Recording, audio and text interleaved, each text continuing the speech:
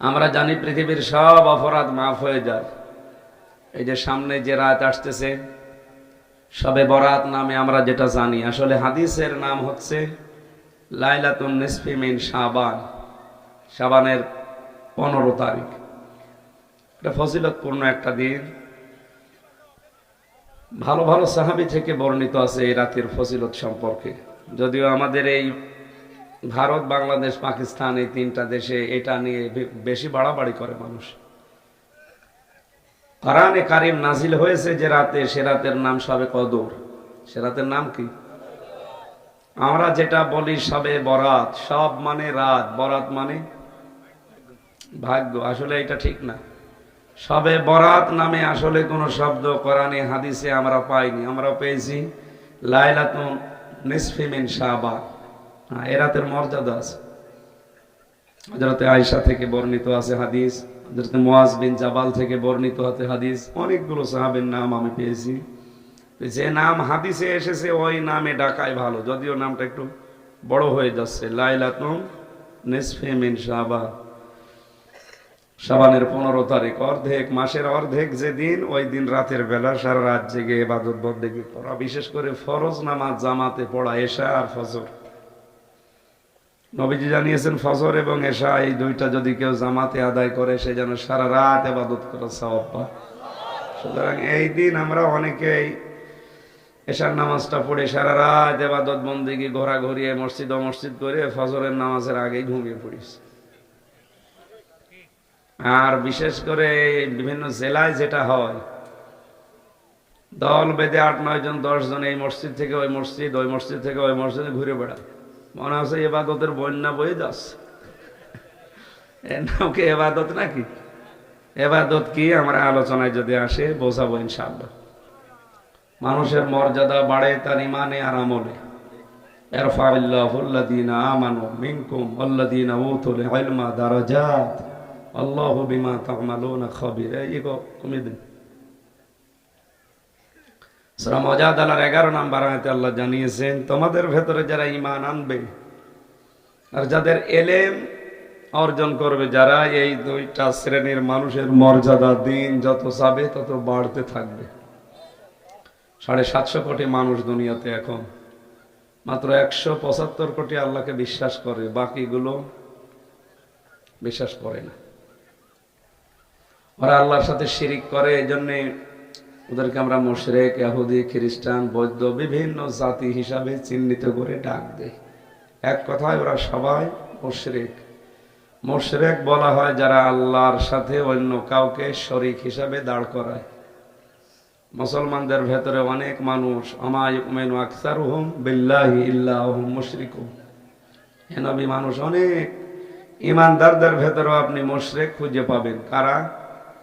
আল্লাহ যেটা পারে ওটা অন্য কেউ পারে, এই বিশ্বাস করার নাম হচ্ছে শিরিক।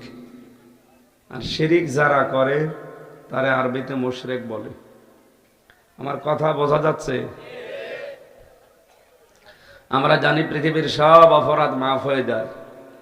এই যে সামনে যে রাত আসতেছে শবে বরাত নামে আমরা যেটা জানি, আসলে হাদিসের নাম হচ্ছে লাইলাতুন নিসফি মিন শাবান, শাবানের 15 তারিখ।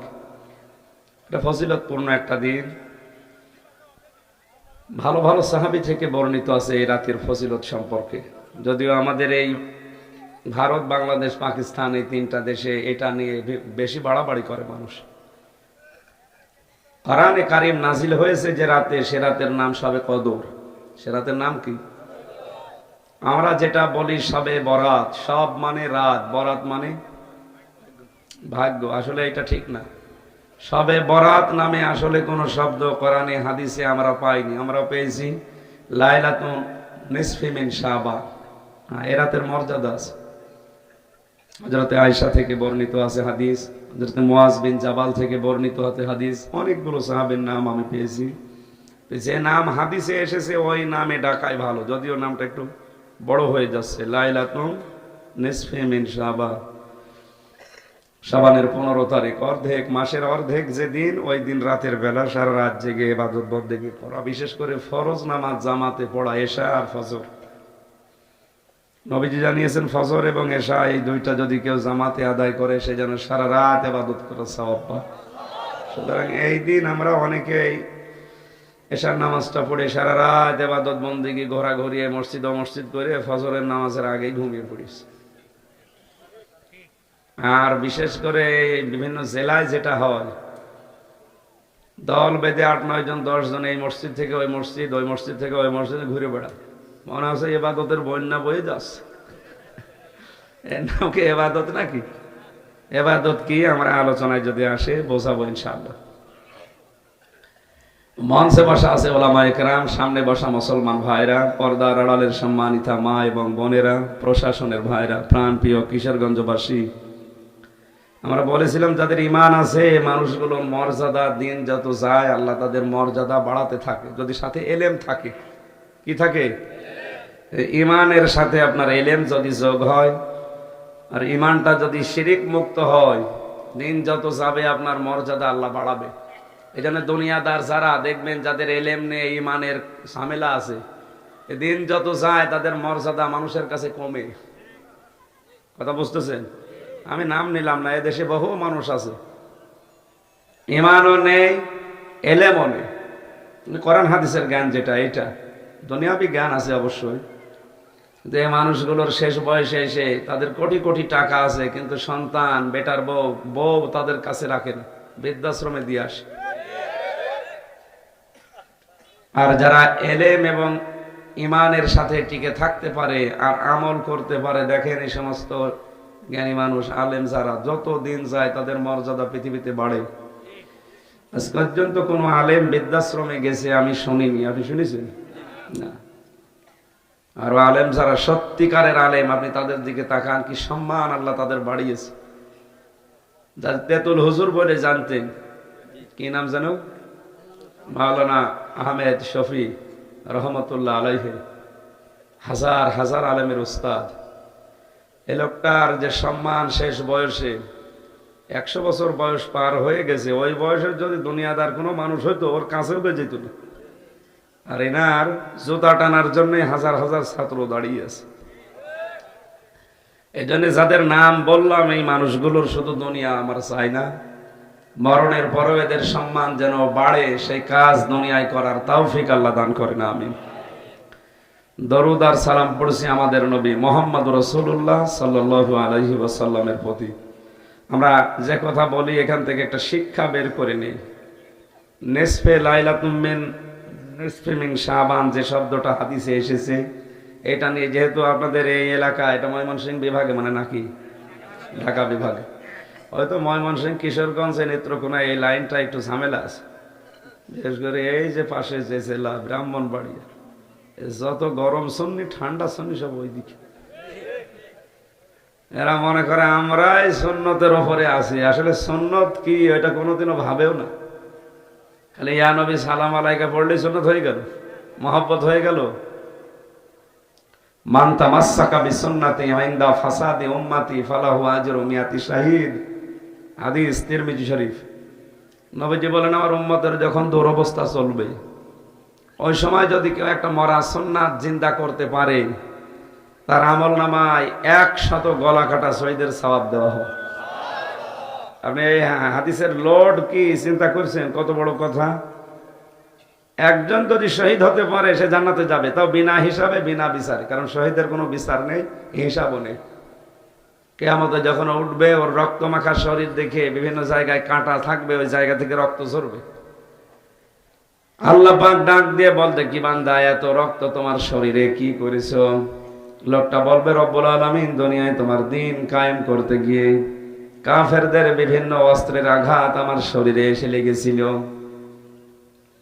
কেউ রাবার বুলেট ছুঁড়েছে, কেউ গুলি, কেউ বন্দুক দিয়ে বিভিন্ন কায়দায় আমাকে মারার জন্য চেষ্টা চালিয়েছে।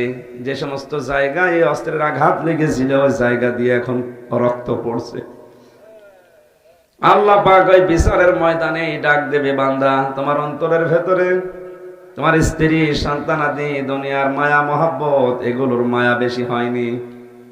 তোমার মায়া ছিল আমি আল্লাহর দ্বীনের জন্য, শেষ পর্যন্ত নিজের সবচাইতে দামি মহব্বতের জিনিস জীবনটাও দিয়ে দিলে।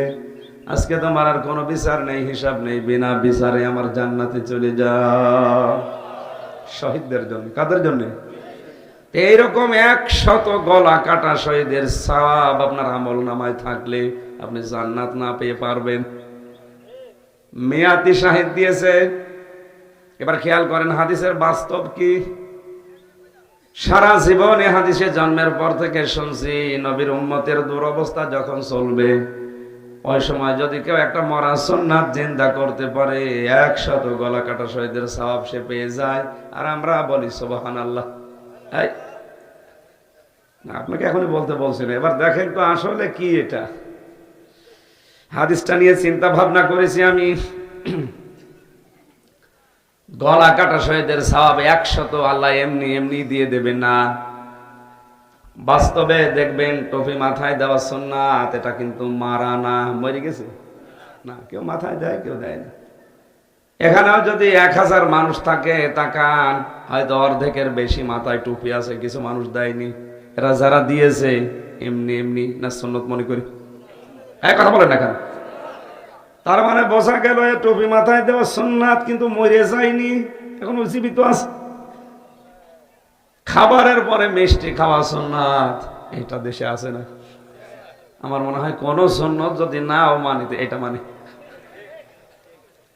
খাবারের আগে যে 3টা সুন্নত আছে ওর মনে নেই। আল্লাহর নবী বলেছেন এই পৃথিবীতে খাবারের আগে 3টা সুন্নাত আছে, আর খাবারের পরে আমার একটা সুন্নাত আমি দিলাম। আমার অধিকাংশ উম্মত গুলো খাবারের পরেরটা মানে, আগের 3টা মানে না।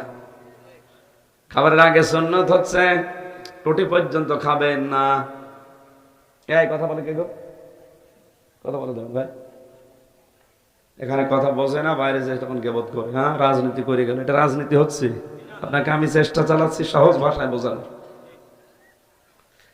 খাবারের আগে যে 3টা সুন্নাত, নিজের পেটকে 3 ভাগ করে রাখা, 1 ভাগ খাবার, 1 ভাগ পানি, আর হজম হওয়ার জন্য 1 ভাগ। আপনি যখন মরণ পর্যন্ত একেবারে টুটি পর্যন্ত খেয়ে বসে আছেন, হজম হবে কি দিয়ে? ওই তখনই তো পেটের পীড়া দেখা দেয়। বিশ্ব নবীর কোন দিন পেটের পীড়া, গ্যাস্ট্রিক, আলসার এগুলো ছিল না, অন্য রোগ ছিল। অথচ এই রোগগুলো এখন বাংলাদেশে বেশি। এক কথা বলেন। নবীজি জানিয়েছেন পৃথিবীর কোন নবীর পেট উঁচু ছিল না, প্রত্যেকটা নবীর বুক ছিল বড়, পেট ছিল ছোট। আর আমরা এমন উম্মত, আমাদের বুক খুঁজে পাওয়া যায় না, শুধু পেট। সে আলেম বলেন আর সালেম বলেন, সাধারণ যাই বলেন, অনেক অধিকাংশ মানুষের শুধু পেট, বুক খুঁজবেন পাবেন না। এত বড় বড় পেট হয়, মহিলারা দেখে আর লজ্জা পায়, আল্লাহ বাচ্চা হয় আমাদের আর পেট হয় এই ভুড়ি, আখেরি ভুড়ি। ও যদি শুয়ে থাকে মনে হয় আধা হাত লম্বা হয়ে গেছে ভুড়ি। ও কোন মারা যায় ভুড়ির উপরে? না, আমি হাসির জন্য বলি না, বাস্তবই এইটা। বোঝা গেল খাবারের পরে মিষ্টি খাওয়া সুন্নত। সুন্নত মরে যায়নি, এখনো। আরো জোরে বলেন। এই যে দস্তরখানা বিছিয়ে খাবার খাওয়া সুন্নাত, অনেকেই খায় অনেকে খায় না, তার মানে এটা একেবারে মরে। জবাব দেন, মরে গেছে? আমি যত সুন্নত দেখেছি নবীজির এই 63 জীবনে, বছর জীবনের 40 থেকে 63, এই 23 বছরের কোন সুন্নত বাংলাদেশে নেই, আমি পাইনি। তবে একটা সুন্নত আমার দৃষ্টিতে ধরা পড়ে না। 10টা বছর নবী কোরআনে কারিম দিয়ে রাষ্ট্র চালিয়েছিলেন, এই সুন্নত এখনো বাংলাদেশে আসেনি। কথা বুঝতেছেন না? না বুঝাই হাই করলেন। বলেন তো, 10 বছর নবী কোরআন দিয়ে মদিনার রাষ্ট্র চালিয়েছেন না চালাননি? নবী যেটা করেছে এটা কি? আরো জোরে বলেন। এই সুন্নতটা এখন আছে না মরে গেছে? নবীদের হাদিস ছিল যে মরা সুন্নত যারা জিন্দা করবে। এই সুন্নতের কথা বললে আপনার কাছে রাজনীতি মনে হয়? আপনি মানুষ? আমার বন্ধুরা, যে কথা বোঝানোর জন্য এই পয়েন্টটা নিয়ে আসলাম, যে মানুষগুলো আজ সুন্নত সুন্নি বলে চিল্লাচ্ছেন, আপনার জীবনে আসলে কি টার্গেট আছে যে 10 বছর বাংলাদেশ কোরআন দিয়ে চলুক? না, আপনি তো এই লাইনে নেই। আপনি আছে হো হো, এটাই আছে। এগুলো পোড়াটা ভণ্ডামি সিটারি বাটপারি আর ধোকাবাজি ছাড়া কিচ্ছু না। এখন এই কথা শোনার পরে যারা সাধারণেরা যদি বলে হুজুর হুজুরে কামড়া কামড়ি করে, আরে ও হুজুর কে বলিস? হ্যাঁ, ওটা তো সত্য গোপনকারী। আর পৃথিবীতে যারা সত্য গোপন করে সব চাইতে আল্লাহ রাগান্বিত হন তার প্রতি বেশি। এমনকি কোন হক কথা যদি কেউ জানার পরেও না বলে, সে আল্লাহর দৃষ্টিতে, রসুলের দৃষ্টিতে বোবা, শয়তান। আল্লাহ আমাদের কথাগুলো বোঝার তৌফিক দাও, আমিন। লাইলাতুন নিসফে মিন শাবান সম্পর্কে যে কথাগুলো হাদিসে আছে, হযরতে আয়েশা সিদ্দিকা রাদিয়াল্লাহু তাআলা আনহা থেকে বর্ণিত হাদিস। তিনি বলেন, গভীর রজনীতে দেখি বিশ্বনবী আমার পাশে নেই। খুঁজলাম আশপাশে, দেখি নেই, উনি নামাজেও দাঁড়িয়ে নেই। চলে গেলাম, পাশেই কবরস্থান ছিল। জান্নাতুল বাকিতে গিয়ে দেখি নবী অঝর নয়নে কাঁদতেছে হাত তুলে। আমিও মোনাজাতে শরীক হলাম। মোনাজাত কমপ্লিট করার পরে জিজ্ঞাসা করলাম, হে নবী, আপনি এত রাতে কাঁদেন কেন? নবীজি বলেন, আয়েশা, তুমি কি জানো আজকে কোন রাত? এটা শাবান মাসের 15 তারিখ, লাইলাতুন নিসফে মিন শাবান। এর মর্যাদা আছে। জিবরাইল আমাকে জানিয়েছে, রাতে মহান আল্লাহ তার বান্দা বান্দীদের মাফ করে দেন, শুধু 2 প্রকার মানুষ বাদ দিয়ে। কিশোরগঞ্জবাসী, সামনে কিন্তু রাত চলে এসেছে প্রায়। আপনি যদি ওই 2 প্রকারের কোন 1 প্রকারে পড়ে যান, আপনার এ রাতের ইবাদতেও মাফ হবে না। সুতরাং আমরা যদি মাফ পেতে চাই, জান্নাতের আশা করি, এই 2 শ্রেণীর বাইরে থাকা লাগবে। 1 নম্বরে যারা শিরিক করে, যারা মুশরিক। আর এটা এখন সারা দেশে তালে তালে চলছে। শিরিকের এক কথায় সংজ্ঞা কি বলেছিলাম? আল্লাহ যেটা পারে ওইটা অন্য কেউ পারে, এই বিশ্বাস করার নাম কি? আরো জোরে বলেন। এরকম হাজার হাজার কাজ এদেশে এখন হচ্ছে। আল্লাহ যেটা পারে ওইটা অন্য কেউ পারে, বিশ্বাস করার নাম যদি শিরিক হয়। এ দুনিয়া চালাতে পারে কে? আল্লাহ লাহুল খালকু ওয়াল আমরু। আমি আল্লাহ বানিয়েছি, হুকুম আমি চালাবো। সুতরাং আল্লাহর হুকুম বাদ দিয়ে যারা নিজেরা নিয়ম নীতি বানিয়ে দুনিয়া চালাতে চায়, এরা মুশরিক। কি আর ব্যাখ্যা করা লাগবে? এবার আপনি নিজে ভাবেন তো, আপনি আসলে মুমিন না মুশরিক? কোরআনে কারিমে সূরা আলে ইমরানে আছে 154 নম্বর আয়াতের মাঝের অংশে আছে, ইয়াকুলুনা হাল্লানা মিনাল আমরি মিন শাইইন কুল ইন্নাল আমরা কুল্লাহু লিল্লাহ। হে নবী, দুনিয়ার মানুষেরা আপনাকে জিজ্ঞাসা করে যে ব্যক্তি, পরিবার, সমাজ, রাষ্ট্র চালাতে গেলে তো আইন লাগে। এই আইনগুলো বানানোর ক্ষমতা আমাদের আছে। আপনি বলেন না, কুলিন্নাল আমরা কুল্লাহু লিল্লাহ। আইন বানাতে পারে শুধুমাত্র আল্লাহ। আল্লাহর এই দায়িত্বকে যারা নিজের গাড়ে তুলে নিয়াজ মাস্তানি করছে, এরা মুশরিক। আসতে বলেন। মুশরিক মারা গেলে জানাজা পড়া জায়েজ আছে? কবর দেওয়া? এবার বলেন তো, এ দেশে যে হিসাব জরিপ চলছে এখন, এই আয়াত অনুযায়ী আল্লাহ যেটা পারতো ওইটা অন্য কেউ দায়িত্ব নিলে, আপনি নিজেই বলছেন সংজ্ঞা অনুযায়ী লোকটা মুশরিক হয়ে যায়। আর মুশরিকের জানাজা পড়া জায়েজ না। নবীজি নিজের আপন চাচা মুশরিক ছিল, আবু তালেব, জানাজার জন্য গেছে, হাত তুলেছে মোনাজাতে। আল্লাহ বলেন, হাত নামান। কার জন্য হাত তুলেছেন? কিশোরগঞ্জবাসী, মাথা খাটান, বুদ্ধি খাটান। যে নবী জীবনে কোনোদিন হাত তুলেছে কবুল হয়নি, আমি তার জীবনে পাইনি। শুধু একটা জায়গায় যখনই হাত তুলেছেন, সঙ্গে সঙ্গে আমার আল্লাহটা কবুল করে নিয়েছে। এমনকি হাতও তোলা লাগে নাই, মনের ভেতরে কামনা বাসনা আসলেই কবুল হয়ে যেত। এত সম্মান মর্যাদা আল্লাহ তাকে দিয়েছিলেন। তিনি যদি বলতেন হা, হালাল হয়ে গেছে। যদি বলতেন না, তামাম দুনিয়ার মানুষের জন্য এটা হারাম। তিনি সারে ছিলেন শরীয়ত প্রণেতা। এত বড় পাওয়ার যার, এই লোকটা হাত তুলে বসে আছে, আল্লাহ বলছে হাত নামান। অথচ বাংলাদেশে আমরা দেখি কত টাটকা মুশরিক মরে যায়, আর আমরা জানাজা করে কবরে দিয়ে 10টা গরু জবাই করে জান্নাতে দিয়ে আসি, মনে হয় কন্ট্রাক্টর নিয়েছে। এটা পুরা ধোকাবাজি বাটপারি ছাড়া কিচ্ছু না ভাই। আপনার একটু একটু চিন্তা আসে না, যে নবী এত বড় পাওয়ারফুল নবী, আল্লাহর পরে যার স্থান, তিনি হাত তুলে বসে আছে চাচার জন্য। চাচা মুশরিক, এই জন্য আল্লাহ হাত ফেরত দিচ্ছে। আর আমির হামজা দোয়া করলে আপনি জান্নাতে চলে যাবেন 10টা গরু জবাই করে দিয়ে। কোথায় পেয়েছেন ভান্ডার? এদের শিরিক বন্ধ করা লাগবে। ক্ষমতার উৎস আল্লাহ, এই কথা যারা বিশ্বাস করে না, ক্ষমতার উৎস জনগণ, এই কথা যারা বলে, এরা মুশরিক। আমার তো হিসাব অনুযায়ী দেখছি দেশে 100 ভাগের 80-85 জন মুশরিক। অথচ এদেরই জানাজা হয়, এদেরই কবরে দেওয়া হয়। আর ওর ছেলে মেয়ে আত্মীয় স্বজন মনে করে এত বড় হুজুর যখন দোয়া করিস আল্লাহ জান্নাত না দিয়ে পারবেন। এত বড় হুজুর, নবীজির চাইতে বড় হুজুর আমি? কোন পাগলামিতে আছেন? আপনাকে তো আমি বাঁচার জন্য বলছি, আর আপনি উল্টা দিকে না এদের রাষ্ট্রের বিরুদ্ধে কথা বলে। এ তো আমি যা বলছে আমার ভেতরে লাগছে। নিজের দিকে টেনে না নিয়ে বাস্তবের সাথে মিলান, এইটাই কিন্তু আসল কথা। এটা ওরা বলতে চায় না। খুলনায় রূপসাতে এক মাহফিলে সভাপতি আমার কানে বলছে, হুজুর স্বামী স্ত্রীর গন্ডগোল কেন হয় বলেন তো, আর এটা সমাধান করার পদ্ধতি কি? সূরা নিসার 34-35 নম্বর আয়াতটা আমি তাফসীর করলাম যে এই কারণে গন্ডগোল হয়, আর এই কারণ হচ্ছে তার সমাধানের নিয়ম। রাতে আমার একবার খাবার খেতে গেলাম, দেখি মুখ গোমরা করে আছে, কথা বলে না। কি হয়েছে আপনার? হুজুর আমার বউর সাথে যে আমার গন্ডগোল হয়েছে দিনের বেলায়। আপনি জানলেন কি করি?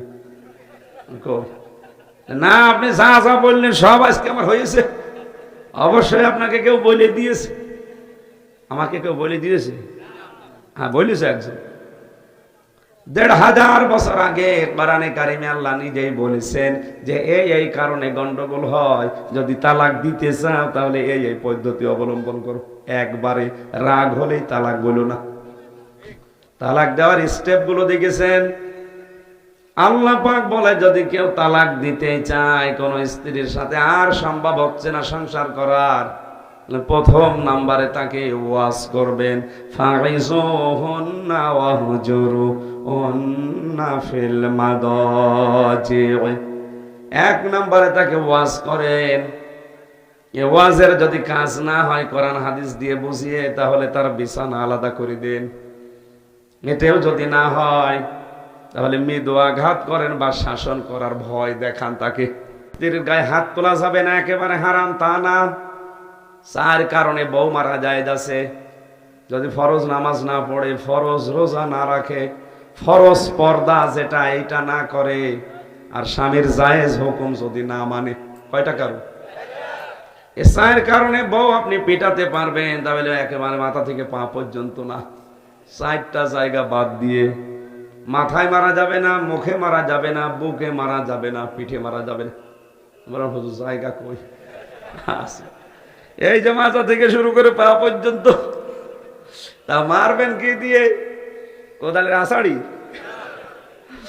1 লাখে ফতোয়া দিয়ে বলছে, হুজুর 1 বিঘত পরিমাণে লাঠি দিয়ে মারার কথা বললেন, কোনো অসুবিধা নেই, পিলাস দিয়ে ধরে বড় করে মারব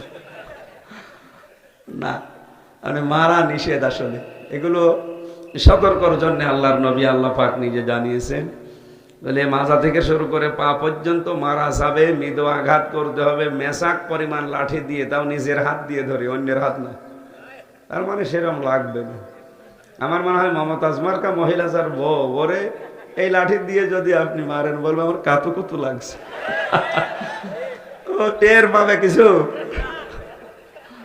এত বড় বড় লাঠি দিয়ে পিটিয়ে মানুষ কিছু করতে পারে না। আরে 1 বিঘত। কিশোরগঞ্জবাসী, আমি যেটা বোঝাতে চাই, আল্লাহ রাব্বুল আলামিন এই যে স্টেপ গুলো দিলেন, শেষ পর্যন্ত যদি একেবারেই না হয়, তাহলে উভয় পক্ষের গার্জিয়ান যারা আছে তাদের ডাক দাও।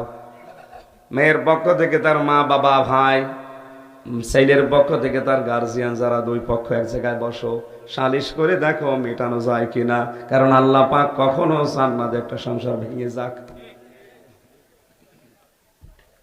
এতেও যদি কাজ না হয়, সর্বশেষ পন্থা হচ্ছে প্রথম মাসে 1 তালাক দাও, এরপরে আর 1 মাস পরে আর 1 তালাক দাও, এরপরে আর 1 মাস, তার মানে 90 দিন সময় পাচ্ছেন তাকে পাল্টানোর। আর আমরা দেশে এমন কিছু বানিয়ে ফেলি, 90 দিন না, 90 সেকেন্ডের ভেতরেও 10 তালাক দিয়ে দিচ্ছে। হযরতে ওমরের কাছে এক মহিলা এসে ডাক দিয়ে বলে, খলিফাতুল মুসলিমিন, আমার স্বামী আমাকে 100 তালাক দিয়েছে, ডেকে নিয়ে আসো। দরবারে হাজির করার পরে ডাক দিয়ে বলে, কয় তালাক দিয়েছো? বলে 100টা। কেন? 3 তালাকে তো বউ তালাক হয়ে যায়, 3 তালাকে তোর বউ শেষ, আর 97টা তালাক তোর পিঠের উপরে পড়বে। আজ যদি এই সিস্টেম গুলো ইসলামের কায়দায় আমরা চালু করতে পারতাম, আজ হাজার হাজার মামলায় এই স্বামী স্ত্রীর দ্বন্দ্ব নিয়ে চলছে কোর্টে। এদের এই সমস্ত মিটাতে বিচারকরা হাই ফাই খুঁজে পাচ্ছে না, আমাদের বিচার করবে কখন? এক মামলা তুলতে লাগে 3 মাস, 5 মাস, 6 মাস, 1 বছর লাগে। তো এই কারণে হাজার হাজার মামলা এখন পড়ে আছে। বুঝলেন, আমরা সতর্ক হলে মামলাগুলো কমে যাবে। পারিবারিক জীবনে এ বিষয়টা যদি একটু খেয়াল করে চলা যায়, আজ হাজারো পরিবারে পরকীয়া প্রেম চলছে শুধু স্ত্রীর উদাসীনতার কারণে। স্বামী স্ত্রীর কাছে যে রেসপন্স পাওয়ার কথা, যে সম্মান, যে আদর, ভালোবাসা, যে সময়, এটুকু পেতে পারে না, পায় না। এই জন্য বাস্তবে সে অন্য মহিলার কাছে লাইন করে। এই এলাকায় মনে হয় নেই। আমার ভাইরা, নেসফে শাবানে সব আল্লাহ মাফ করে দিচ্ছেন, একটা মাত্র অপরাধ প্রথমে মাফ করেন না, যারা শিরিক করে মুশরিক হয়ে গেছে। আপনি আর যাই করেন অন্তত শিরিক করবেন না। নবীজি জানিয়েছেন, তোমাকে যদি কেউ আগুন লাগিয়ে দেয় গায়ে, টুকরা টুকরা করে ছড়িয়ে ছিটিয়ে দেয়, এরপরেও তুমি শিরিক করো না, কারণ শিরিক করলে তার জন্য জান্নাত হারাম। অথচ গোপনে ইনডাইরেক্ট ভাবে আমাদের দেশে আজ শিরিক কিভাবে ঢুকতেছে। ভাস্করদের নাম নিয়ে বিভিন্ন মোড়ে মোড়ে মূর্তি তৈরি করে মানুষকে শিরিক করাতে বাধ্য করছে। কে বলেছে একটা মানুষ মারা যাওয়ার পরে তার ছবি, তার মাটি দিয়ে, এই লোহা দিয়ে বানিয়ে রাখতে হবে? কে বলেছে আপনাকে বলেন তো? একটা সম্মান হইলো তো। আর 2 দিন পরে তো কাকে ওর উপরে বসে প্রসাব করবে, পায়খানা করবে। আর শুধু এতটুকুই না, আপনার ক্ষমতা যখন শেষ হয়ে যাবে, অন্য কেউ আসবে, ওইটা আর রাখবে, ভেঙ্গে চুরে রাস্তায় রাখেন নিচে দেবে। নিজের সম্মান, আপনার নিজের নেতাদের সম্মান নিজে নষ্ট করে জাতিকে আপনি মুশরিক বানাবেন না। এটা যাদের কালচার মুশরিকদের, তারা করুক। আমরা 96% মুসলমান এদেশে, কোন শিরিকের সাথে আমাদের সম্পর্ক থাকা ঠিক না। দ্বিতীয় নম্বরে আল্লাহর নবী বলেন, মুশাহিনু, যে মানুষগুলো দুনিয়ায় হিংসা করে, হিংসা তো দেশে নেই। আমার হোক, অন্য কারো যেন না হয়, শুধু আমি খাবো, আমি পরব, অন্য কেউ যেন না খায়, না পরে, এই ধান্দায় যারা আছেন তারা এই নেসফে শাবানেও মাপ পাবেন না। আল্লাহ আমাদের হেফাজত করুন, বলেন আমিন। সূরা দুখান থেকে মাত্র 5টা আয়াত পড়েছি। কোরআনে কারিমের কথা বলতে গেলে আমার বাবাও যদি অপরাধী হয়, আমার বাবারও লাগবে। কথা বলেন না কেন? আমাদের শক্ত কথাগুলো আল্লাহ যেভাবে শক্তভাবে বলেছেন, বলতে চাই, এই কারণে আপনি যেন থেমে যান। সূরা দুখান শব্দের শাব্দিক অর্থ হচ্ছে ধোঁয়া। দোকান মানে কি? এই যে ধোঁয়া ওঠে না, এখান থেকে তাদখিন, তার মানে ধূমপান, বিড়ি যেটা বলে, তাহলে বিড়ির নামও কোরআনে আছে। তাহলে বিড়ি খাওয়া যায়। এই যে তাদখিন মানে ধূমপান, ধূম মানে ধোয়া, পান মানে খাওয়া, পান করা। ধোয়া যারা পান করে এদেরকে আমরা ধূমপাই বলি। কিয়ামতের আগে একটা ধোঁয়া দিয়ে আল্লাহ তামাম দুনিয়া অন্ধকার করে দেবে, তার নামও তাদখিন বা দুখান। আল্লাহ আলোচনা করছেন এই সূরার ভেতরে প্রায় 27টা। কান খাড়া করে কোরআনের আয়াতগুলো বোঝার জন্য চেষ্টা করেন। হামিম ওয়াল কিতাবিল মুবিন। আল্লাহ পাক বলেন হামিম, এগুলোর অর্থ আমি আল্লাহ ছাড়া কেউ জানে না। যদিও কোন মুফাসসির বলেছেন হামিম এটা আল্লাহর নবীর নাম। বিশ্ব নবীকে পড়া কোরআনে আল্লাহ 7টা নামে বিশেষভাবে সম্বোধন করেছিলেন। ইয়াসিন, তাহা, আহমদ, মুহাম্মদ, মুজাম্মিল, মুদাসসির আর আব্দুল বা আব্দুল্লাহ। কয়টা? তাহলে হামিম এটা নবীজির নাম না, এটার অর্থ আমরা জানি না, আল্লাহ জানে। পড়া কোরআনে এরকম অক্ষর আছে 29টা। কয়টা? এবার আসেন মূল কথা। আল্লাহ শুরু করছেন ওয়া, এটা শপথ। আল্লাহ কসম দিচ্ছেন, শপথ করছেন। অল কিতাবিল মুবিন, কিতাবের আগে আছে আলিফ লাম। কিতাবের আগে কি? এই আলিফ লাম দিয়ে আল্লাহ নির্ধারিত করে দিয়েছে এই পৃথিবীতে স্পষ্ট কিতাব মাত্র একটা। কয়টা? কোরআনে কারিমকে আল্লাহ উদ্দেশ্য করছেন যে কোরআনে কারিম স্পষ্ট কিতাব। অথচ আমরা এখানে যারা আছি হাতে গোনা 5-7 জন বাদ দিয়ে কোরআন সবার কাছে স্পষ্ট না অস্পষ্ট? বলেন বলেন। অস্পষ্ট হয়ে আছে, আমরা বুঝি না। কোরআনে কারিম যারাই বোঝে, যারা এর স্পষ্ট ভাষাগুলো আয়ত্ত করেছে, আপনি দেখবেন তারা আবার গোপনে থাকে না, অস্পষ্ট থাকে না। দুনিয়ার জীবন যত কঠিন হোক তারা ওপেন হতে চায়, স্পষ্ট হতে চায়। দেশের অবস্থা দেখে অনেকেই বড় বড় মাওলানা পর্যন্ত বলছে হুজুর দোয়া করেন, দেশের অবস্থা ভালো না, দিনকাল ভালো না, গোপনে আছি। কি আছে? আরে ভাই, দিনকালকে 1500 বছর আগে এর চাইতে ভালো ছিল। তখন তো করাত দিয়ে মানুষ ছিঁড়ে ফেলতো। এক কথা বলেন না কেন? কঠিন অবস্থা সাহাবায়ে কেরামের জীবনে গেছে, তার 100 ভাগের 1 ভাগও আপনি এখনো পাননি। হ্যাঁ, যারা পাচ্ছে তাদের কথা আলাদা, আপনার জীবনে তো তাদের 100 ভাগের 1 ভাগও আসেনি। এজন্য স্পষ্ট কিতাবের কাছে যারা আসবে, যদি এটা বুঝতে পারে তামাম দুনিয়া একদিকে হলেও তাকে আপনি গোপনে রাখতে পারবেন না, সে স্পষ্ট ওপেন হতে চাইবে। আল্লাহ ঘোষণা দিচ্ছেন ইন্না আনজালনাহু ফি লাইলাতিন মুবারাকা, অবশ্যই আমি আল্লাহ একটা বরকতময় রজনীতে কোরআন নাযিল করেছি। এখানে বরকতময় রাত মানে শবে কদর।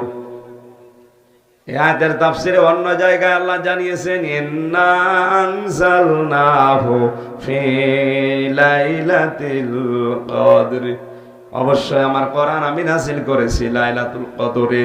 তাহলে এই আয়াত দিয়ে যারা ইঙ্গিত দিতে চায় যে এটা শবে বরাতের আয়াত না, এটা মিথ্যা কথা। কথা বুঝতেছেন? যদিও কেউ ইঙ্গিত দিয়েছে কোন মতাবলম্বী আলেমেরা জানিয়েছে এটার দ্বারা শবে বরাত বা নিসফে শাবান উদ্দেশ্য হতে পারে। লাইলাতুল মুবারাকা, বরকতময় রাত, যেটা কোরআন আল্লাহ নাযিল করেছে আমাদের কাছে স্পষ্ট, তার নাম লাইলাতুল কদর। লাইলাতুল ইন্না কুন্না মুনজিরিন, অবশ্যই আমি আল্লাহ নিজে তোমাদের জন্য সতর্ককারী। এখানে সতর্ককারী স্বয়ংকে। একটু ভালো করে শোনেন, হজের ঘোষণা কিন্তু আল্লাহ ইব্রাহিম নবীকে দিয়ে দিয়েছিলেন।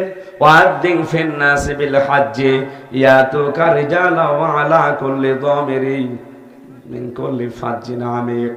হে নবী ইব্রাহিম, আপনি হজের ঘোষণা দিয়ে দেন, হজের জন্য আপনি আযান দেন, আহ্বান জানান, এলান করেন। তাহলে হজের ঘোষণা দিয়েছে ইব্রাহিম নবী না আল্লাহ? আপনারা বুঝতেছেন?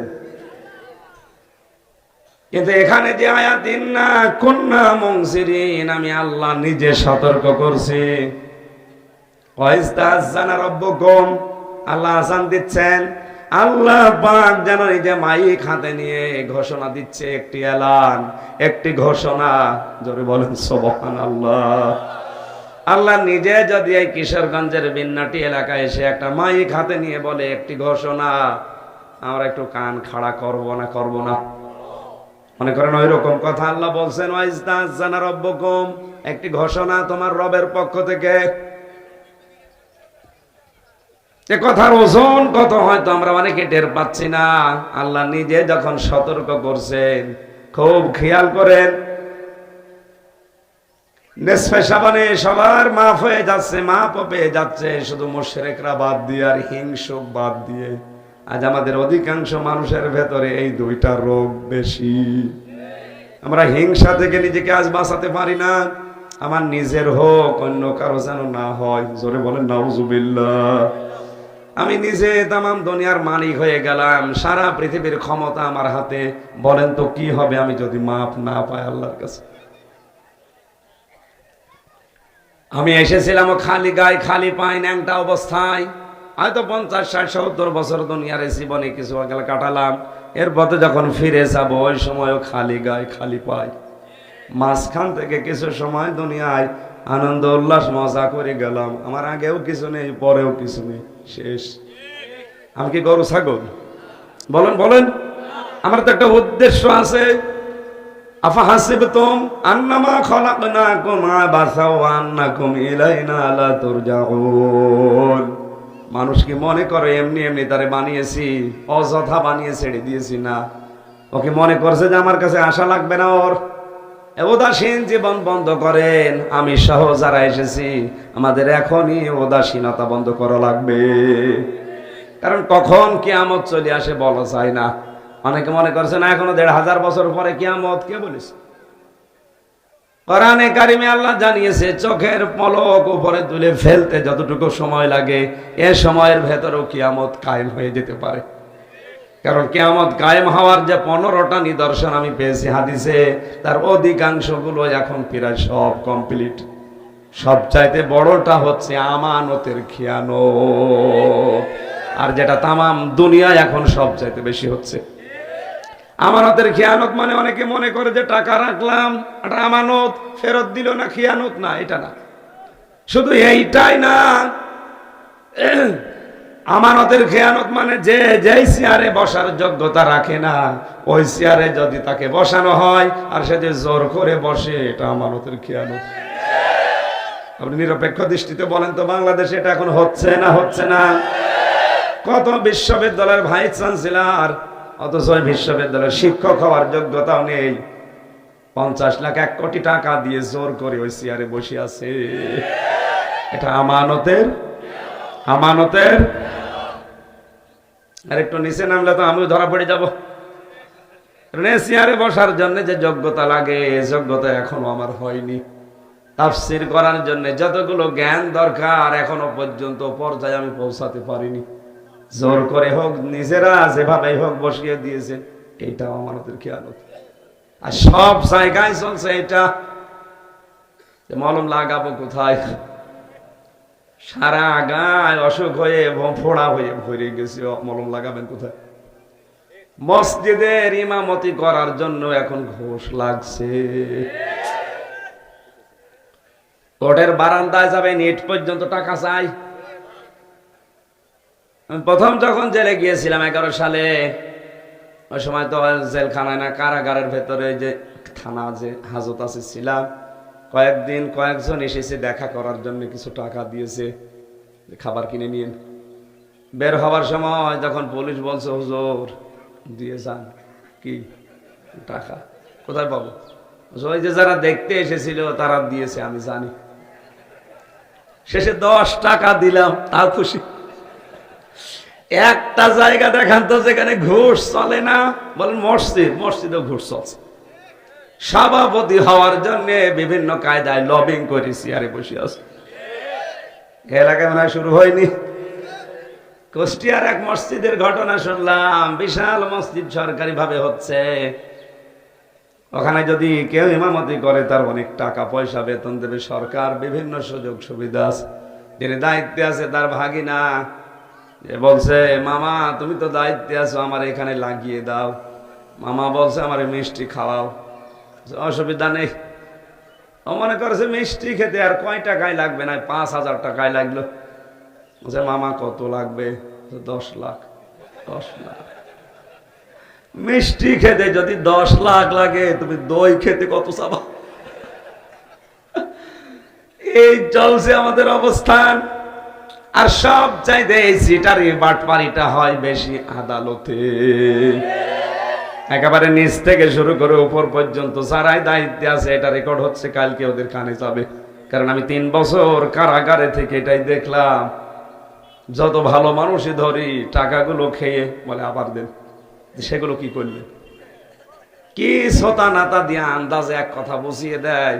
এই 3টা বছরে আমার বাবারে ওরা ফকির করে ফেলেছে, অথচ অপরাধ কিচ্ছু জানি না, বাড়ি থেকে ধরবি যে বল থাক, পড়ি থাক।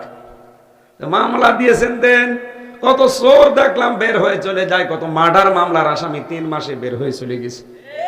আমার সামনে জামালপুরের মার্ডার মামলার আসামি 3 মাস কয়দিনে যেন বের হয়ে চলে গেল। তার একটা না 4টা মার্ডার করেছে, তার বউকে, তার শাশুড়িকে, তার পালিত মেয়েকে এবং তার শালাকে, 4 জনকে মার্ডার করেছে এক জায়গায়। ধরাও পড়েছে, সাক্ষী প্রমাণ সব কমপ্লিট, কিন্তু বের হয়ে গেল 3 মাস কয়দিনের জন্য চলে গেল। আমি তাদের দেখে দেখে ভাবতাম, আল্লাহ আমি কি করেছি যে 3টা বছর হয়ে যাচ্ছে, আমার হাইকোর্টে পর্যন্ত জামিন দেয় না। এদেশে আজ হাজারো লুচ্চা, হাজারো মার্ডার মামলার আসামি, খনি সন্ত্রাসী, ওদের মামলা হয় ঠিক, জামিন পেয়ে যায়। শুধু জামিন হবে না, আলেমদের থাক পড়ি একেবারে, যতদিন পর্যন্ত জিবরাইল কিছু না বলবে থাক পড়ি, এই হয়ে গেছে জায়গাগুলো। আর মাঝখান থেকে যারা দায়িত্বে ভেতরে ভেতরে আছে, এই উকিল থেকে শুরু করে পেশকার থেকে ম্যাজিস্ট্রেট, জজ, মামলার আয়ু, এরপরে বিচারপতি, যারা আছে এই মাঝখান থেকে লক্ষ লক্ষ টাকা পরিবার থেকে নিয়ে নিচ্ছে। আপনি হারাম কামাই করে মনে করছেন আপনি আরামে খেতে পারবেন? কোরআন আমি 100 ভাগ বিশ্বাস করি। আমার বাবার কাছ থেকে এতগুলো টাকা যারা আত্মসাৎ করলেন এভাবে, এই 2 নাম্বারই কায়দায়, 1টা টাকা আপনি ভোগ করতে পারবেন না। আমি মুসাফির, এখন আমি অসুস্থ, এখন আমি মজলুম অবস্থায় আছি। আল্লাহর কাছে মজলুমের দোয়া ফেরত আসে না। ইত্তাকি, ভয় করো, বেঁচে থাকো, দাওয়াতাল মাজলুম, মজলুমের বরদুয়া থেকে। ফাইন্নাহা লাইসা বাইনাহু ওয়া বাইনাল্লাহি হিজাব, কারণ মজলুম আর আল্লাহর মাঝে কোনো পর্দা থাকে না। আল্লাহকে পর্দা দিয়ে ঢাকা, কি দিয়ে? কিসের পর্দা? হ্যাঁ, এই দেখেন, আমরা অনেকেই বলি আল্লাহ ৭০,০০০ নূরের পর্দা দিয়ে ঢাকা আছে, কিয়ামতের দিন উনি ওপেন হয়ে যাবেন বান্দাদের সামনে, এটা জানি না। পর্দা মানুষ কেন দেয় বলেন তো?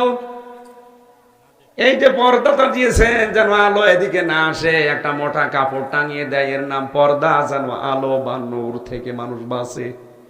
আর আল্লাহর পর্দায় হবে আলোর নূরে। নূর মানে কি? আল্লাহ 1টা 2টা না ৭০,০০০ যে পর্দাগুলো নূর দিয়ে, আলো দিয়ে বানিয়ে রেখেছেন, তা আলো দিয়ে পর্দা বানালে দেখা যাবে না? এক কথা বলেন না কেন? আল্লাহ বলেন এই যে পর্দা, এটা আলাদা সিস্টেমের, তোমাদের জ্ঞানে ধরবে না। এই পর্দা আল্লাহ রাখে না যখন কোন মাজলুম আহাজারি করে কিছু বলতে থাকে। আজ হাজারো প্রশাসনের মানুষকে দেখি, বিচার ব্যবস্থায় যারা আছে দেখি, ওদের অধিকাংশ সন্তানগুলো বিকলাঙ্গ হয়, নাই পাগল হয়, না উন্মাদ হয়ে যায়। এগুলো ওই মজলুমদের বরদুয়া। জেলখানায় এখনো 100 জনের প্রায় 70 জন মানুষ বিনা কারণে জেলে এই মজলুম অবস্থায় পৌঁছতেছে। ওরা রাতে তাহাজ্জুদ পড়ে দেখি হাও মাও করে কাঁদে, আল্লাহকে বসে বসে শুনবে শুধু। বলেন, হাদিস তো 100 ভাগ খাঁটি, এটা মুসলিম শরীফের হাদিস। নবীজি বলেছেন, যদি কোনো মজলুম সত্যি আল্লাহর কাছে মন থেকে কিছু বলে, আর লোকটা যদি মজলুম হয়ে থাকে, তুমি আর বাঁচবা না। তুমি এখনো সাবধান হয়, মজলুমের কাছে মাপ চাও। আমার বাবার কাছ থেকে যারা এতগুলো টাকা বিনা কারণে, আপনি নিজেও জানেন যে আমি কিছু জানি না, এরপরও আপনি এত টাকা পয়সা খেলেন, এই টাকা নিয়ে আপনি মনে করছেন ফ্ল্যাট বানাবেন। এমন একটা রোগ আপনার শরীরে হবে, 14 বংশ বিক্রি করা লাগবে। মানুষ এত সাহস পায় কোন থেকে আমি বুঝি না। এই যে রক্তের ভেতরে 5 প্রকার ক্যান্সার হয়, বিজ্ঞান এখন প্রমাণ করে দেখিয়েছে, যদি 1 প্রকার আল্লাহ লাগিয়ে দেয়, এক একটা ঔষধ যত টাকা দাম। আমি নিজে এই ভেলোর হাসপাতালে 1 মাস 23 দিন ছিলাম। কত মানুষের রক্তের ভেতরে ক্যান্সার হয়েছে আমি নিজে দেখেছি। বলে 12 মাস 13 মাস এখানে আছি, কোটির উপরে টাকা চলে গেছে, এখনো কোনো কুল কিনারা পাচ্ছি না। অথচ সেরকম কঠিন কিছু না। হাতের উপর একটা ফুসকুড়ি হয়েছিল, পায়ের নিচে একটা ফুসকুড়ি হয়েছে, ওটা গেলে ফেলেছে। সিলেটে দেখিয়েছি হয়নি, ঢাকায় দেখিয়েছি হয়নি, কলকাতায় দেখিয়েছি হয়নি, ভেলোরে ডাক্তার পরীক্ষা করে বলছে 5 প্রকার ক্যান্সার হয় শরীরে, তার ভেতরে এটা একটা। আপনার যা অসুখ, আপনি এই অবস্থায় থাকলে আর সর্বোচ্চ 3 মাস বাঁচতে পারবেন, কারণ রক্তের এটা বন্ধ হয়ে যাচ্ছে। আপনি সাহস পান কোত্থেকে? মানুষকে ধরিয়ে দিয়ে নিজে কোটি কোটি টাকা কামাই করছেন, মনে করছেন 10 তলা বিল্ডিং তুললে থাকতে পারবেন? আর কি করবেন থেকে বলেন তো? আপনি এসেছিলেন ও ন্যাংটা, যাবেন ও ন্যাংটা, এ কথা বলেন কেন? আল্লাহ সতর্ক করছে বিষয়গুলো দিয়ে। ইমাম মালিক রহমতুল্লাহ আলাইহির জামানার একটা কাহিনী আমি হাদিসে পড়েছি, ভালোভাবে শোনেন। ইতিহাস গ্রন্থে আছে, ইমাম মালিকের জামানায় একটা মহিলা মারা যায়। পাশের এক জায়গা থেকে এক মহিলা তার লাশ ধোয়াতে এসেছে। কাপড় চোপড় খোলার পরে যখন পায়খানা পোশাক পরিষ্কার করিয়ে পেটে চাপ দিয়ে যখন রানের ওপরে হাত লাগিয়েছে, হাত গেছে আটকিয়ে, আর নড়ে না। ঘন্টার পরে ঘন্টা চলে যাচ্ছে, মহিলা হাউমাউ করে কাঁদছে। এলাকার যিনি ইমাম আছে তিনি বলছে, আমি রায় দিয়ে দিলাম, এই মরা মহিলার চামড়া কেটে ওই জায়গা থেকে বাদ দিয়ে কবরে দিয়ে দাও। কিন্তু মরা মহিলার স্বামী আর সন্তান বলছে, না, আমার স্ত্রী খুব ভালো, আমার মা খুব ভালো, মরে গেছে, আর আপনি তার মরা চামড়া কাটবেন, তাও রানের উপর থেকে, হবে না। আর একটু বড় যিনি আছেন জেলা শহরে মনে করেন, তিনি ফতোয়া দিলেন, এটা করার দরকার নেই, এই যে মহিলা জীবিত আছে এর হাত এখান থেকে কেটে বাদ দিয়ে দাও। এখন এই মহিলার স্বামী আর সন্তান বলে, না, আমরা এসেছি উপকার করার জন্য, আর আমাদের এখন বাস দেবেন, হবে না, কাটতে দেব না আমরা। আমার মা অনেক ভালো মেয়ে, আমার স্ত্রী অনেক ভালো মানুষ। ও মা বোনেরা, আপনাদেরকে এখানে একটা পয়েন্টে বলি, অনেক মেয়েরা বলে এলাকায় সবাই আমাকে ভালো বলে, শুধু খোকার বাপ আমার দেখতে পারে না। তোর এলাকার সবাই ভালো বলা দরকার কি? তোর তো ভালো বলা লাগবে। এই লোকটা যদি বলে, না, আমার স্ত্রী কিন্তু আমার মন মতো আসলে ভালো, আপনি মনে করবেন আসলে আপনি ভালো। আর যদি বলে, না, ও যত যা করুক, আবার মনে যে দুঃখ দিয়েছে ওরে আমি মাফ করব না, আল্লাহর কসম আপনি মাফ পাবেন না। খালি নামাজ পড়ে রোজা রেখে কালো বোরকা পরে মনে করছেন আমি জান্নাত পেয়ে গেছি। স্বামীর খেদমত করা, স্বামীর কথা মতো জায়েজ কথা মেনে নেওয়া নফল না ফরজ? নামাজ পড়া কি? তাহলে নামাজের মতো একটা ফরজ আপনি বাদ দিয়ে দিচ্ছেন খেলায় খেলায়। তাও অনেকে কিছু মনেই করে না, ডোন্ট কেয়ার, স্বামীকে গোলামের মতো ব্যবহার করে। আরে ভাই, এটা তো গ্রাম অঞ্চলের জন্য টের পাচ্ছে না, শহরে যান।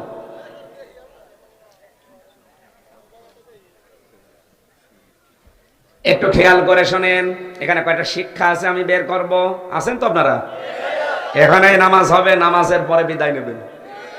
দাম্পত্য জীবনে মানুষের যে কলহগুলো চলছে এবং তার সমাধান কি দেওয়া লাগবে, আমার একটা বই আছে গাড়িতে, যে এটা স্ত্রীকে পড়াবেন যদি শিক্ষিত মানুষ হয়, আর স্বামীর জন্য একটা আছে। দুইজনকে দুইজন কিনে উপহার দেন, পড়েন, দেখেন পরকীয়া প্রেম বন্ধ হবে, আশা করছি। চেয়ারম্যানেরও এত বিচার করা লাগবে না। এরা দুইজন বিপদে পড়ে গেল, কি হয়, কি করি? তখন ওই দেশের প্রধান বিচারপতি যিনি ইমাম মালিক, চিফ জাস্টিস, তাকে ঘোড়ায় চড়ে নিয়ে আসা হলো।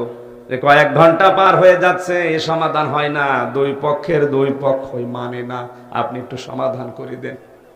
উনি আসলেন, মেয়েটিকে পর্দার আড়ালে দাঁড় করালেন। বাইরে থেকে এদের আত্মীয় স্বজন যারা আছে দুই পক্ষকে দাঁড় করিয়ে বললেন, দেখো মেয়ে, তুমি লাশ ধোয়ানোর সময় কি কি হয়েছে সত্যি করে বলো। মেয়েটা বলে, আমি কিছু করিনি, কিছু জানিও না, ও তো ভালোভাবে ধোয়াচ্ছিলাম, হঠাৎ করে রান আমার হাত আটকিয়ে গেছে। ইমাম মালিক বলে, না, এ কথা মেলে না, আমার কাছে কিন্তু রাডার আছে কোরআনের, আমার কাছে হাদিসের রাডার আছে, আমি কিন্তু ধরে ফেলবো, সত্যি কথা বলো। অমাইয়াকে সেবে খতিয়াতান আও ইসমান সুম্মা ইয়ারমি বিহি বারিয়ান ফাকাদ ফাতামালা বহুতানা ওয়া ইসমাম মুবিনা।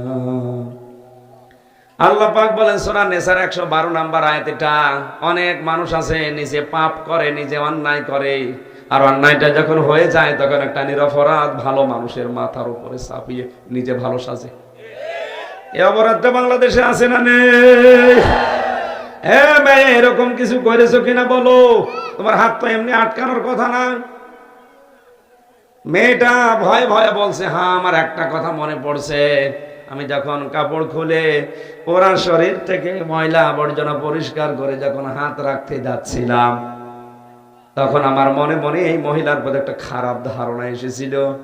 কিছুদিন আগে এই মেয়েটা একটা পুরুষ মানুষকে সাথে নিয়ে বাড়িতে ঢুকছিল। আমি লাশ ধোয়ানোর সময় ওই খারাপ ধারণার অনুভূতি নিক্ষেপ করেছি যে এত ভালো ভালো করে তোমার মানুষ, তোমার চরিত্র তো ভালো না। অথচ ওই ছেলেটা পরে খোঁজ নিয়ে জানলাম ওই ছেলেটা ওনার নিজের আপন ভাইয়ের ছেলে। একটা মহিলার 14 জন পুরুষের সাথে দেখা করা যায় যাচ্ছে, তার ভেতরে আপন ভাইয়ের ছেলে আছে না নেই? এক কথা বলে না কেন? আপন ভাইয়ের ছেলের সাথে বিয়ে করা যায় যাচ্ছে, তার মানে হারাম এটা।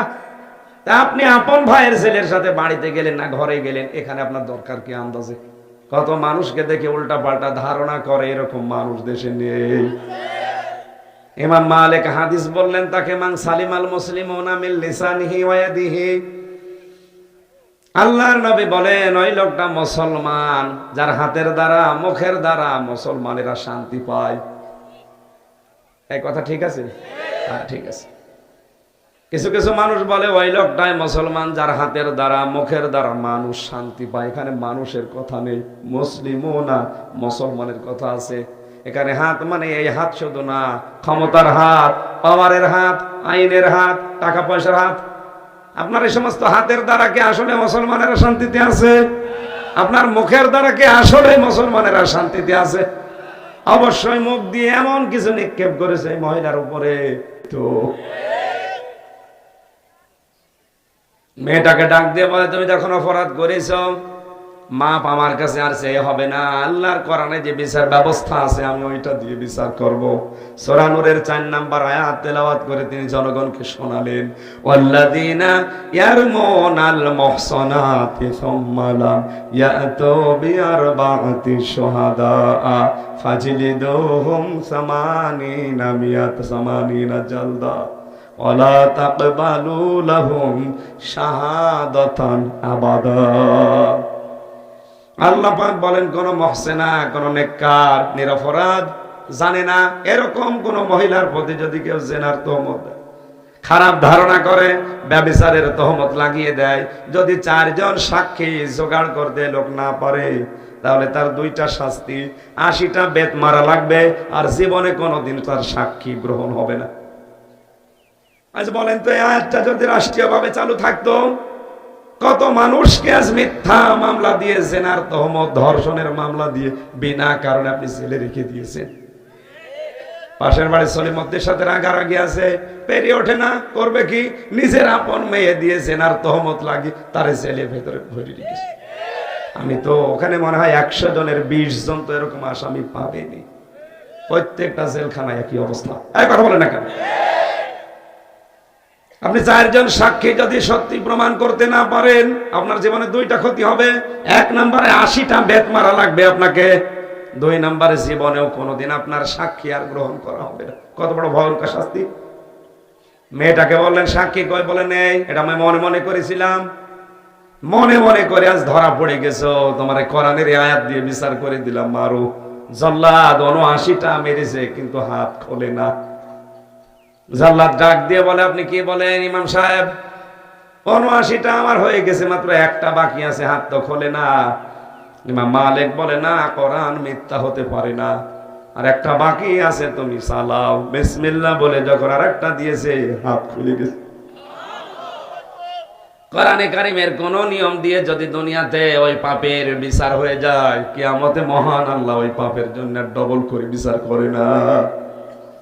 আজ বাংলার জমিনে এই যে সতর্ক বার্তাগুলো আল্লাহ কোরআনে কারিমের এই আয়াতগুলো থেকে আমাদেরকে দিচ্ছেন, আমরা যদি এই পরনিন্দা করা, গীবত করা, সমালোচনা করা, এর কথা ওর কাছে লাগানো, এগুলো বন্ধ না করি, এই শাবান মাস আসবে, বছরে বছরে চলে যাবে, আমাদের কোনো লাভ হবে না।